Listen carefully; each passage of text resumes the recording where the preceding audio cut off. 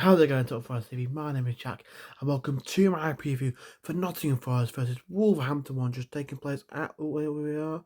There we go, at the City Ground tomorrow. So yeah, I'm actually going to be at the game. Managed to get tickets again for this one, so really looking forward to this one. Yeah, third game of the Premier League season then for us, fourth game of the season altogether. That game last time out against Newcastle in the Carabao Cup, we ended up losing, but there's so many positives to take. In the 90 minutes, it was a draw. We lost on penalties, and look, penalties is a lottery. Fair play to every man who stood up and took a penalty. You can't knock him for that. Taiwo's pen, though, I mean, what was he doing? What on earth was he doing? But yeah, like I say, a lot of positives. Jota Silva looks like a real fan's favourite already, and he's played just over an hour because I think he came on right near the end against Southampton and played about an hour. So, he played about an hour against Newcastle. So look, yeah, I think he really impressed me. Looked to give 100% in every moment that he could. He was out jumping the likes of Dan Burn, and we know how tall Dan Burn is. He was just battling for everything, and the absolute just power he put behind that strike, ridiculous, absolutely ridiculous. The way it hit the post and then bounced off that little bar under the bottom and came out, it was just hell of a strike, and he looked really, really impressive. Ramon Sousa looked good. Moreira right back looked good as well. Sorry if I butchered that pronunciation. Milinkovic looked solid at the back as well. As he did against Southampton. So Nuno's got a bit of a headache now. I think he's got a few decisions to make. So it'll be interesting to see the starting 11 for this one. Zach Abbott as well. Shout out to him. Looked quite good. To be honest with you, I think for someone like him to not really be noticed in a game like that is huge. His second professional appearance. I think his first one was away at Grimsby in the Carabao Cup a couple of years ago, and you didn't even notice that he was a youngster. He played really well, and I don't think he's going to be in Nuno's thoughts for the league, but a really good thing for him. Really pleased for him. And then Carlos Miguel also making his debut and looking quite good at in between the sticks, barring that early mishap, and then Moreno at left back. Got a mean throw on him, that bloke, so that could come in handy. But look at the Wolves game then. I'm feeling confident, Wolves on the back of an absolute drubbing at home to Chelsea, 6-2. I know it was 2-2 at the break, but to capitulate and concede 4 in the second half is never good for anyone, and especially not if it means you conceded 6 in total. And then obviously they beat Burnley 2-0 in the Carabao Cup, and lower league opposition, so be interesting to see whether that affects anything going into the game at the City Ground. So yeah, really looking forward to this one. I really, really like the hunger and the desire shown by some of our players in that game against Newcastle. They were saying, "Look, Nuno, I'm here. Why don't you pick me?" You looked at Jota Silva, and I'll be really disappointed if I don't see him start against Wolves. I really like him. I really like the look of him. He looks like a real player. Some people thought, oh, he's going to come in and be shipped out of Olympiacos, be one of those sort of Josh Bowler types, or someone like that New Zealand geezer. I can't remember the name off the top of my head. I think there's another guy that came in as well that's been immediately loaned out straight to Olympiacos. And people thought that, he was going to come in and get put on loan, but he really, really staked a real claim as to why he should be in that starting 11 for the Wolves game, and I'd be really disappointed if not. I really like the look of him. Like I say, he just looks like he gives his all in every single moment, and that's what you want. You can't ask for much more as a football fan than to see somebody in your side giving it all for the badge, and it meant so much to him to score a goal. I know in England the Carabao Cups looked down on a little bit, not by me. I'd give anything to see Forest win it, but it can be looked on, a little bit as a waste of time until it gets deeper in. And he went absolutely mental, like he just scored the winner to to win us the competition, and I just love to see that. Ramon Souza as well. Is he going to be someone in the questioning for Nuno? I don't know. I'm really not sure. But look, I'm really excited to see what happens. He's got a lot of choices now, Nuno, and that's not a bad thing at all. He's got competition for places. He's got people like Jota Silva banging on the door, who is going to make someone like Elanga sit up and go, right, I've got proper competition here. If I want to be starting week in, week out for this football club, I've got to be at the best, at the top of my game. It looked like he might have been going out the door, and thinking about it, that would have been a big loss for us. But then we've got someone like Jota, he's what's the saying? Chewing at his heels? No, that can't be right. Kicking at his heels? No. My mind's gone blank. I don't remember what it is. Biting at his heels? Is that it? I don't know. He's literally right there behind him, breathing down his neck, ready to take his spot. So, look, that's only a good thing because it makes people elevate their game. Because if they don't, they know they're out of the side. There's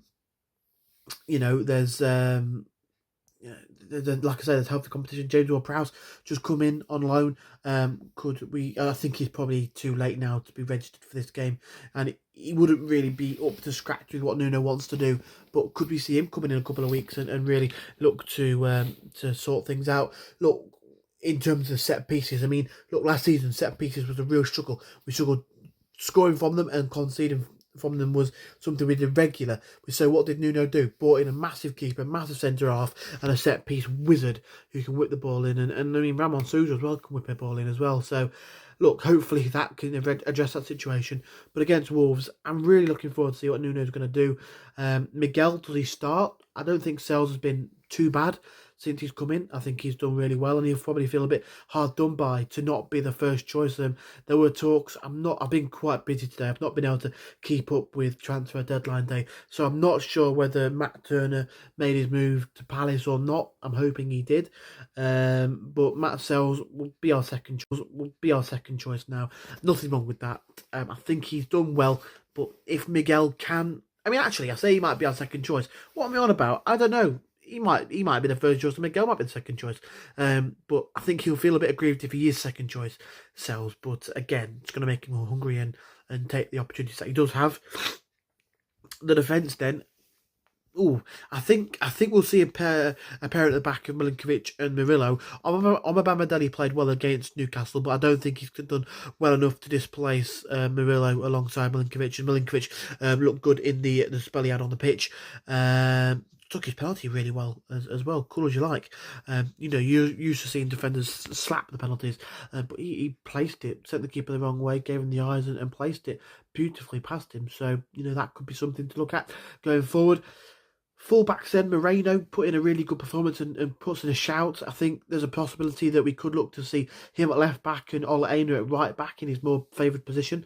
I'm hoping for my FPL that Neko gets the call up for this one because I've got him in there. But I'd be happy to see either Moreno or Ola Aina in that back four because I think Moreno played well. I really do. I think he offered something going forward with his long throw, which we've now lost because Moussa Niakate has left. And then we've sort of got something like that. But he looked good, a threat going forward, getting into their box and stuff. So yeah, if he plays, I'll be happy. If he doesn't, and it's Aina and Williams, fair enough. Midfield 2 then, that's where we've got a lot of options now. We've got Sangare, Dominguez, we've got Yates, James Ward-Prowse. Obviously we had Danilo, but unfortunately suffered that injury against Bournemouth. So yeah, Anderson can play in centre midfield. So we've got a real plethora of midfield talent, and be interesting to see the centre midfield partnership that Nuno does go to. I suspect it will be the 4-2-3-1 that we've come accustomed to seeing under Nuno. I don't think, like I mentioned before, Ward-Prowse will be ready yet. Needs time to settle. Don't know if he's even registered for this game, but needs a little bit of time to bed in with the boys and get to know what Nuno wants to do. And I think with an international break coming up and he's not been picked for England as far as I'm aware, I could be wrong, but I don't think he has been. So that gives him a chance to get familiar with the boys a little bit more, those who aren't going to be on international duty. But for me, I think it goes Sangare, who I think is coming into his own a little bit now and really showing what we expected to get.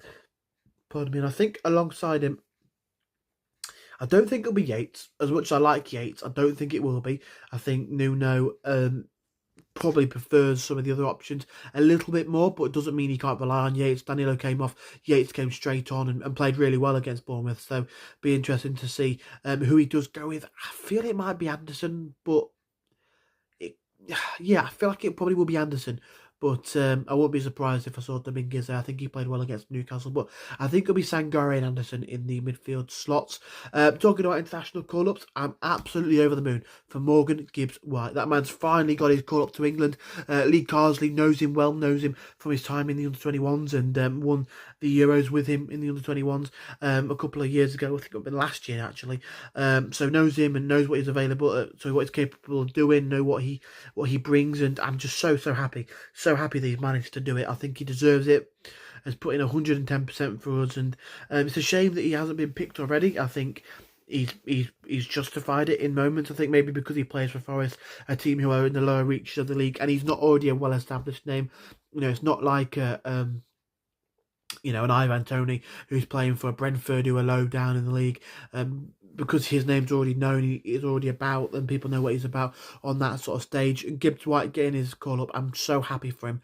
I feel like it could be a good, big performance for him today. Obviously, against his former side, scored last time he played them at the City Ground in that 2-2 draw towards the end of the season. I just love to see him. I'm sat where I'm sat in the Bridgeford, near towards the away end, I think, or not too far from the away end. So it'll be nice to see Gibbs-White put a big finger in his ear celebration in front of the away fans again. That'll be just what the doctor has ordered. Wingers then, Jota Silva, I'd love to see him start. It's difficult though. Is he going to get the nod over Alanga? I don't know, but I really want to see him start.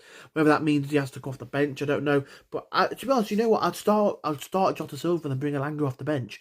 Alanga brings pace, brings power, brings directness, and Jota Silva, I think he might not be able to last a full 90 yet. Came off after the hour, which I think was a bit early given how good he played, but I don't know if he could have lasted any longer than that from what it looked like. Nuno's decision making in that, but no, I think I'd go with Jota Silva. I'd just love to see him play, and I'm really glad the club did reject those offers for Alanga. I think he is a big player for us and offers a lot, and he'll be a mainstay in the side, don't worry. I just think Jota Silva deserves a chance. On the left, Callum Hudson-Odoi, having my fantasy football team, debating whether to put him on the bench and bring Muniz into the strike force against Ipswich. But I'm going to stick with Hudson-Odoi and hope that he can finally pull inside and whip one top corner. I've been hoping for him to do all season. Took his pen well against Newcastle as well. I was a little bit nervous. I just thought, don't know how he's going to do, and he was absolutely fine. So nice. And then through the middle, Chris Wood for me. I've been talking to my dad a little bit about Taiwo. I'm just a little bit. It really hurts to say this because on that first season in the Premier League under Cooper, he was magnificent. He was one of the reasons why we stayed in the division, no doubt about it. He was one of the reasons that this football club remained the Premier League side, because he was just scored some huge goals. A brace against Southampton, the goal that kept us up at home to Arsenal, scored the week later against Palace, scored away at Southampton on our only away victory of the campaign in the league that year. Some massive memories, that goal against Liverpool. I think he scored in the 2-2 away at Stamford Bridge as well. Some massive moments, massive moments, and he's a great striker, don't get me wrong, but he just looks a little bit like he lacks confidence, a bit like he lacks fitness. He's just not quite showing what he needs to do. People have said we've moved on from Awoniyi, and I don't know. Maybe we have, maybe we haven't. Who knows? We tried to get a striker in this window. It doesn't